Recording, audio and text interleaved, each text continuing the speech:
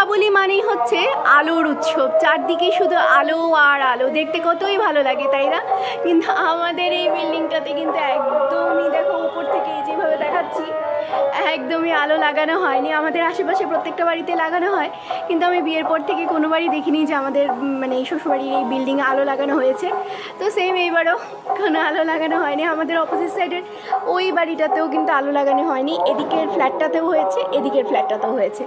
এটাই দারুণ লাগছে, এই বারান্দাটা থেকে এই লাইটগুলো উপভোগ করা যায়। দুর্গাপূজার সময় সেম এরকম লাইটিং দিয়েছিল, তখনও ভীষণ ভালো লেগেছিল, এখনও কিন্তু ভীষণ ভালো লাগছে, তাই না?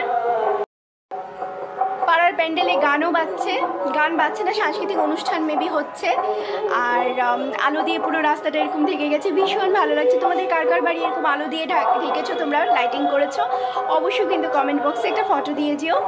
আর এই লাইটিংটা কেমন লাগছে বলো তো? আমার তো ভীষণ ভালো লাগছে, বারান্দাটার মধ্যে দাঁড়িয়ে থাকতেই আজকে শুধু ইচ্ছে করছে।